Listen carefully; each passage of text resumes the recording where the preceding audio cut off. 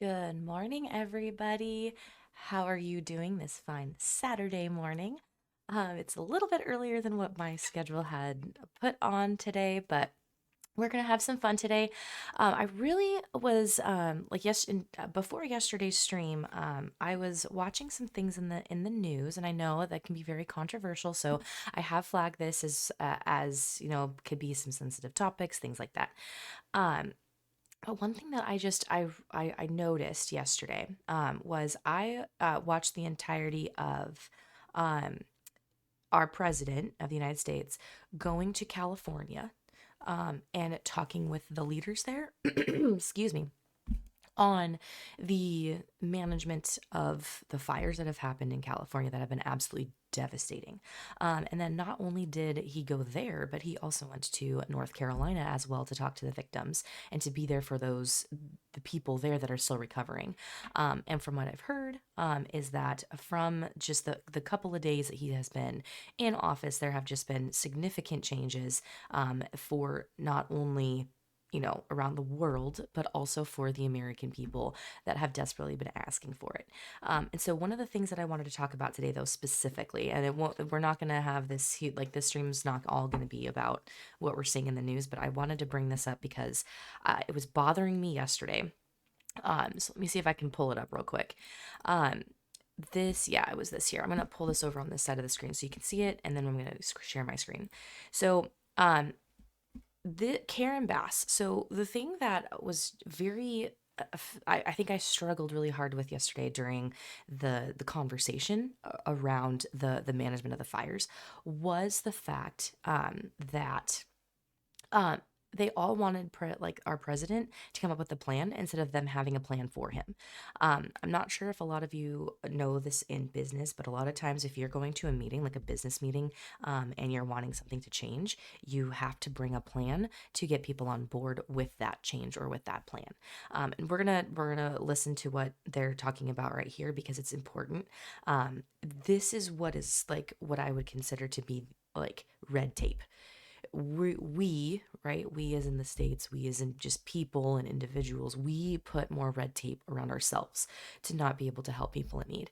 And the thing that really was irritating was the fact that right now Californians aren't even able to go to their homes because they need to make sure that there isn't I think she said something about like hazardous waste, which I understand. However, though, right, like it's not like this just happened yesterday. Like these people have like been waiting to go into their homes to be able to start fixing and working it. So I'm gonna start this over here so we can We're listen to what bringing they have to say. our city departments together so that people don't get caught in the loop of going from one room to the next. We want them all to be in the same room so that you can get busy rebuilding ASAP. Absolutely. Yes. Yes. And we will clear the lots, absolutely, in the city and in the county. We are working together. Both levels of government are working in unity. Months? Is it like that's the answer that we got, and that's what we're all hanging on? Yes. So if you're telling us now faster, is it 6 months? Is it? I mean, all of our lives, rents, all this stuff is weighing on this. 6 months is no good. And the number one thing that we are going to do immediately, and you will see this happen, is to clear out the debris.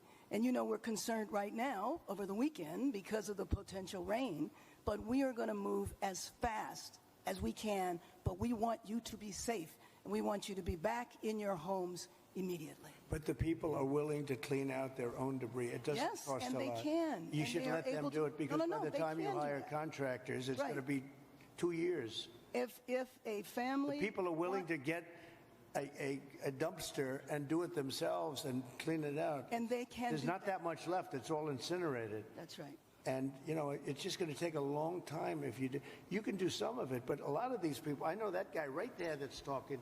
I know my people. You'll be on that thing tonight, throwing the stuff away, and your site it'll look perfect within 24 hours, and that's what he wants to do. He doesn't want to wait around for 7 months till the city hires some demolition contract If that's going to individuals charge him want to build- $25,000 to do his lot. Yeah. I think you have emergency powers just like I do, and I'm exercising my emergency powers. you have to exercise them also. I did exercise them. Because I looked, signed I an mean, you have a emergency very powerful declaration. emergency power, and you Yes. can do everything within 24 hours. Yes. And if individuals want to clear out their property, they can. Well, yes, but you know that you will be able to go back soon. Mr. President. We think within a week. That's a long time, a week. I'll be honest. To me, everyone's standing in front of their house. They want to go to work, and they're not allowed to do it. So one thing around this too, right, guys? The one thing that I think is just absolutely atrocious is the fact that first they were told 18 months. It's going to take them 18 months to get their contractors, to get people in there, for all this bureaucracy, all this red tape. And then you've got the president that's coming down here to talk to these individuals, to actually, he met with the firefighters, he met with individuals who lost their homes, and saw the devastation. And he even said in this talking point here, this whole meeting that he had for like over an hour with the leaders in California, that he didn't realize how bad it was. Like, you don't realize how bad it is until you're actually standing in ground zero, right? Like, we all know that. The pictures, all the things that we see, all the noise, all the news, right? It is way worse than what we can think it is. But the thing that I'm getting frustrated with, right, is it from what I'm hearing, and you guys can all tell me if I'm wrong or not, but really what I'm hearing is excuses. It's an excuse as to why we can't get things done. It's an excuse for this. It's an excuse for that. And what I loved about this part was with the, executive, kind of like executive order, executive power, a state of emergency type thing. I'm going to bring up a very sensitive topic here. Everybody did it during COVID, during 2020. Everybody brought it up during COVID. So why are we not doing it for this? Right? And I think that that's what a lot of people have questions on. They're really wondering why that we're not getting things done. Guys, I know there's a lot of things on this whole topic of like mismanagement. Why wasn't there water in the fire hydrants? Why wasn't there pressure in the fire hydrants? I completely understand that.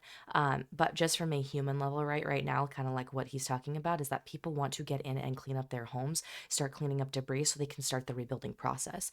But unfortunately, there is so much red tape, and you're hearing it from this government. And I have more clips too, because there's another part that I really thought was interesting. But honestly, right, like, this is what happens, I feel like, a lot in a government, is that it just takes so long to get things done, instead of realizing that it is the people that are the ones that are suffering. It's the people that need to be able to have their homes back. It comes down to the people, and I think a lot of times you've got certain people that are in positions that don't realize that or don't actually see that. So we'll continue playing this because information is really important, but I wanted to kind of stop and give you my commentary on this. So we're going to go ahead and start again. Most important week thing is is a for long people time. to be safe. They're safe. They're safe. You know what? They're not safe. They're not safe now. They're going to be much safer. A week is actually a long time, the way I look at it. I watched hundreds of people standing in front of their lots, and they're not allowed to go in. It's all burned. It's gone. It's done. Nothing's going to happen to it. It's not going to burn anymore. There's nothing to burn. There's almost nothing to burn. And they want to go in. The people are all over the place. They're standing, and they say, why aren't you going in? We're trying to get a permit. And the permit's going to take them, everybody said 18 months. You said 18 months. You said 18 months. And that was last night. On that. We can't even see our homes right now. We are blocked from entering our streets. Right. We can't even, this is our first time we saw our house was yesterday. So there's just, I really do feel like there's a lot on this topic, guys. And I know, right? Like, I know I'm one person, I've got my opinion, but this was something that I did watch yesterday before the stream. And I got all pumped up and fired up. So I wanted to kind of talk about it. I've had some time to like decompress, reel it back in, right? Reel it back in. But something else that I thought was really, really crazy, right? And this one too. So the president was talking about why insurance companies were not in California to help with fire protection, right? A lot of people know that. I mean, in the recent years, there's been a lot of fires that have happened in California. Like, if you look at the statistics, it usually happens every year. They've got some type of, I'd say, fire or not, yeah, some type of fire, whether it's in the north side of California. It's never been as bad as this one, right? Coming down to that actual like coastline of California and being around the area that I think a lot of people really do enjoy, where you've got your beaches and it's just really nice over then that area. But there were some, controversy that started coming up around this, and so I'm just gonna play this clip, so you guys can hear what the president was saying about it. Oh, my bad. Assume, Brad, like that. What are they going to do? Go ahead. Mr. President, without your help, they're only going to get $43,000 from the federal government, even if they have a half Well, you million dollar did uninsured something, loss. Brad, where every insurance company in the country left California. That's why you have no insurance, because you made it so impossible. People that think like you made it so impossible. And Brad, me? every Mr. insurance President, company. I don't know what I'll tell you this. about my thinking. I've never seen a state where almost nobody has insurance. And I said, what happened? And they said like 6 months ago they all left. And 2 years ago they had different, quadrants, but they left. And you have very little insurance here. I mean, I've never seen anything like it. We had a lot of insurance companies pull out, but I have no And the idea insurance companies actually have been warning you. Now, I'm not a I do apologize for talking over the president. I do want to ask this question because it's been really bothering me. Where is Gavin Newsom here? Like I'm genuinely wondering why he is not sitting at this table, being here with his constituents in this part of California. I think I need to do a little bit more research on that, but it's been really, really bothering me as to why he is not sitting here at this table, listening to what the president's saying, listening to what the people that have been elected in that state are saying about the fires and how the governor is going to help make sure that this all gets completed. That is something that is, to me, right, is very concerning, especially for the people of California.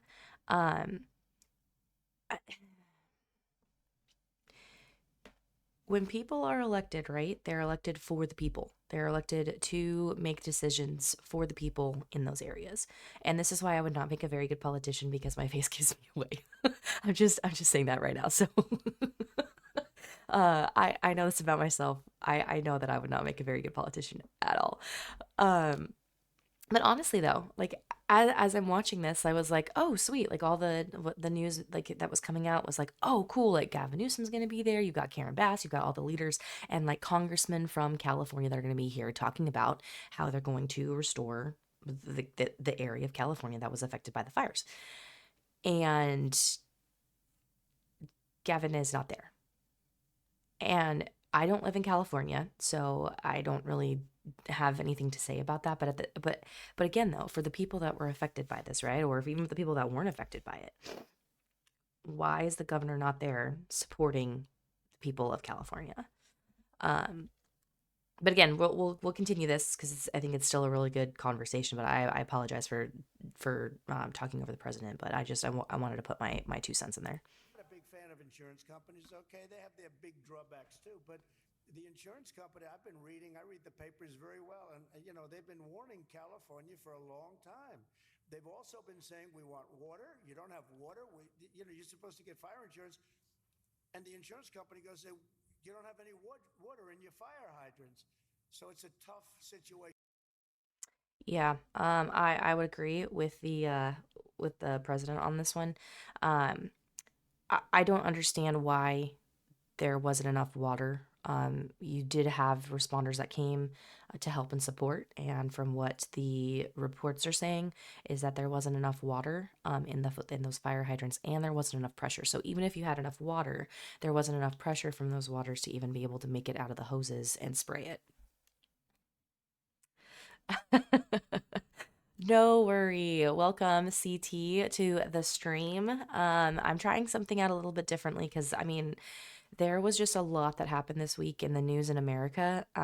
And I've been wanting to talk about it, kind of give my perspective on things. And I have some people in my personal life that have been very concerned and protective, which I appreciate, absolutely appreciate. But I still think that these are good conversations to have, just because they do affect they do affect people's lives. And not to mention though too, right? It's like these are things that are affecting us now. Now, does this mean that I'm going to become a political channel? Absolutely not. I still want to play games. I still want to do my thing. But there might be some times where I decide, hey, like that's why Saturdays for me is kind of a variety stream where I get to kind of choose what I want to put out there, what I want to talk about, what I want to play. The other days are I'm trying to make them pretty scheduled, pretty specific as to what we do on those days. And Saturdays are kind of that day where I get to choose. So, and also too, what was kind of cool was the firefighters gave the president, they gave him this hat right here for number 47, as he is the 47th president of the United States. And then also over here in the corner, you can kind of see a fireman's jacket. That was, which I still think that this is just absolutely wonderful. This is a kind of memorial, so for Corey Competore, who was he unfortunately passed away from the the rally that happened in Butler, Pennsylvania. So that is one thing I will say is like our president is doing an amazing job, and I don't even know why I feel badly saying his name. It's like President Trump is doing a great job of still recognizing people, and giving them the service that they are due. He was a hero, a firefighter, a loving father, had wonderful children, and for a president to be able to do that for somebody, I just think is awesome. Like it just makes it that much more meaningful. Something else that did happen in the news this week as well, or yesterday, was the fact that Pete Hegseth, was confirmed as Secretary of Defense in a tie vote that J.D. Vance broke that tie. And so I'm excited to see what Pete has to offer for Secretary of Defense. He is somebody that did serve in our military on the front lines, and I think that having somebody as Secretary of Defense should have some type of military background, so that way you understand certain situations that come up. But congratulations to Pete. I think that that's going to be awesome, and I can't wait to see what happens with that. One of the things that I also like doing, and I apologize, I do like watching different perspectives from people on YouTube. And I know that a lot of people will do react videos and things like that. And so for today, this is just something that I wanted to do to kind of give my perspective. I will be honest with you, I was not expecting as many executive orders to be signed as it did. And the one that I think that was most shocking was the fact that our president signed an executive order to release the JFK, MLK, and RFK files to the American people. Now, a lot of people will be like, okay, cool, but there's been a lot of conspiracy around those individuals for such a long time that being able to see the files and kind of dispel any rumors or conspiracy theories that are out there would be huge for the American people. And then not only that, but it was very sweet because after Trump signed that, our president signed those that executive action, he told his team to let I think it's is it Robert? I can't remember. I think is it RFK? Now I'm blanking on his name, who's now in charge of health and safety. He told his team to go let him know, so that way he was the first to know after it was signed that it was we have a plan. And so part of that executive order, just to kind of give some, because I actually went in and I read part of this executive order. Now, part of this means that he has signed an executive order that the departments that are holding that information have 30 days for the Kennedys' information, and they have 45 days for MLK's information, with a plan of how they're going to present that to the public. So it's basically like a plan in place to be able to submit that information to the public.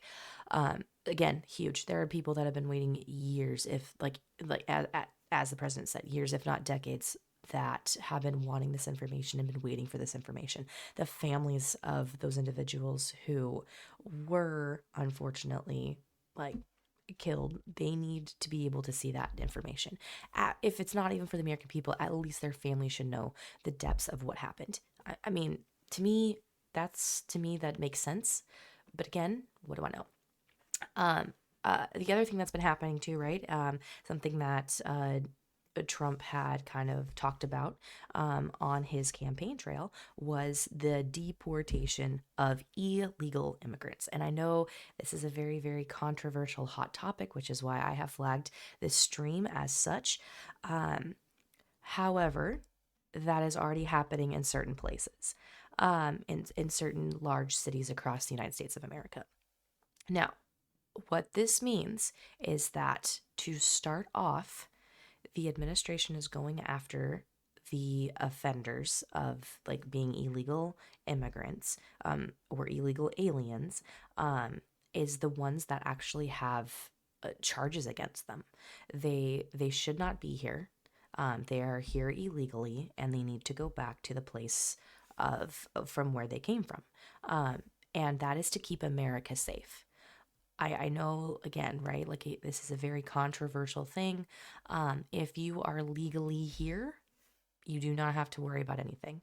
Honestly, it has nothing to do with your legal status. It is for illegal aliens. Another hot topic button too, that has kind of surfaced as well, is Trump did sign an executive order for birthright citizenship. Now, what I think some people freak out about, or some people, get all up in arms about, is the fact that he wants to do away with all of it. I haven't read into the exact of the executive order. The reason why I think this is coming up, and again, I could be wrong on this, so please let me know, is we have people that are come across our borders illegally. I'm talking about illegal status here. So they are undocumented. They are not an American citizen. They come across the border and they have a child. That child that they had, if it was born on U.S. soil, is now a U.S. citizen. And it's a loophole that some of the illegal aliens will use to be able to gain, American citizenship. So I do believe personally that the executive order isn't to just do away with it. I think it's to revise it so that way it specifically says, because it does say therein or thereof in the lettering or in the writing. And what I think it is trying to spark some conversation around this and bring it to either the Senate or the House is to talk about, why don't we have a referendum to it and add in the part of like, if you come here illegally and you have a child, you do not have like birthright citizenship. So I know that it's a very, very hot topic. Completely understand that. But that's just kind of what I think when it comes to that. But again, there's been a lot of stuff that has happened in the news this week alone. It has been I don't care like what side of the aisle you're on. I don't. But you have to realize like just how crazy things have progressed in a week, in 1 week. I mean, it blows my mind on like what has all transpired in a week. And I personally loved that as our president was signing executive orders, he had the entire press corps in there and he's signing executive orders and talking to them. I thought that was so transparent. And like, I'm not sure in recent history if that really has ever happened. I'd have to go back and look at like Trump's first time in office to see if that ever happened. I know that there were times where he would have, meetings and stuff like that from the Oval Office or from like the Green Room or other places within the White House. But to sit there and like, and it's not just one time, like mostly all of his executive orders, he has sat down and like had like signed with his Sharpie which is great. Um, and then like just sign executive orders. So again, I do apologize if this was not like a stream that you thought was going to happen this morning, but like I said, I had a lot of thoughts in my head about things. The biggest thing for me was um the stark contrast between the leaders in North Carolina versus the leaders in California. The leaders in North Carolina pretty much already had certain things in place. People are now finally are getting off the streets, which is awesome because it's freezing cold over there right now. Then they're able to get into housing because of the fact that we're removing certain people from having those rights of housing. American people now can have those rights to be able to live there. So I know like there's a lot of things that have happened. It's not going to happen overnight. We've got to make small changes to make sure that happens. And the president does as well. But then you go over to California, right? Look at what they were saying. And I highly encourage everybody to go watch the full thing on either C-SPAN or whatever. I personally would say C-SPAN. I think C-SPAN's nice just because I've never heard them give a commentary. It's just they have their cameras there and that's all they're doing is they're just giving it to you straight. But it just the people in North Carolina really were just like, we're happy you're here. These are some things that we want to be able to put in place so we can help the people here, and more of a plan, right? More of a plan and a strategy to help the people in North Carolina. In California, it's more of just either, to me personally, it's blame game. It's, well, we need you to give us money, and then that way it'll be better. President, we can't do anything without you. No, and as the president said, no, you do have executive powers. You do have authority at your fingertips. And I also think too, okay, maybe it's not the governor of that area, or not the governor, I'm sorry, the mayor of those areas, but I really wonder if it is the governor of the entire state. There have been so many things, and it makes me sad because from what we're hearing, this all could have maybe not all of it, but it would not be as bad as it was before. They had a reduction in workforce. Their forestry team, I believe, their budget was cut. So they weren't able to actually take the debris from the trees up in the mountains or in their foresty areas and actually clean up some of that area to stop the burn for, as long as it has been going. So there's better ways, I think, that things can be done, but you never know the gravity of your decisions until, unfortunately, something like this happens. And it shouldn't take something like this for that to happen, right? It shouldn't. The stories of people that have lost like everything, not just from California, right, but also from North Carolina, absolutely devastating. Just absolutely devastating. One other thing that I want to talk about before we head into a game this morning, can I just say that the Melania, our first lady, was looking fire yesterday. I just the aviators, the hat, it just I'm sorry, but it just screams to me no nonsense. Like this is what we're here to go do, and this is what we're gonna go do. And I loved that she actually went to California and North Carolina. I know the people there were so happy to see her, and when she was in California talking with some of the victims of the fire, they were talking in a different language, and she just was carrying on a full-on conversation with them in their native language. And I just thought that was so cool. Like that, I only know English, so for me, hearing other people talk about that, it is pretty